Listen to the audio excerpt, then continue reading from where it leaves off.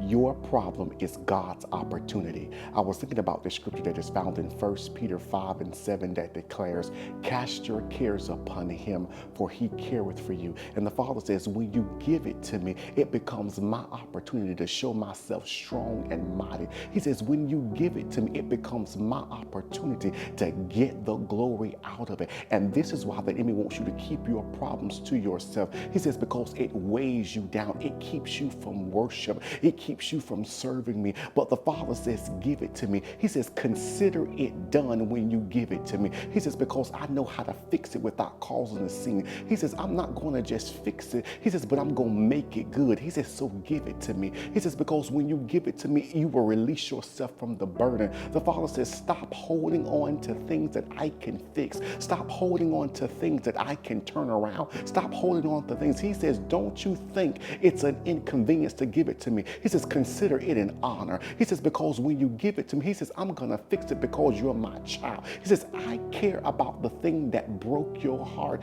and hurt your feelings. He says, don't hold it on any longer. He says, when you hold it, it stops you from worshiping. He says, when you hold it, it stops you from praising. He says, give it to me and watch me work it in your favor. Somebody just put at the bottom of the screen, I'm going to give it to God. The Father says, give it to me and release yourself from the burden of it. He says, because I didn't call you to carry this in this next season. He says, and in this next season, you got to be freed up for what I'm getting ready to take you into. So give it to me because it's my opportunity to show myself strong and mighty in your situation. Have a good one.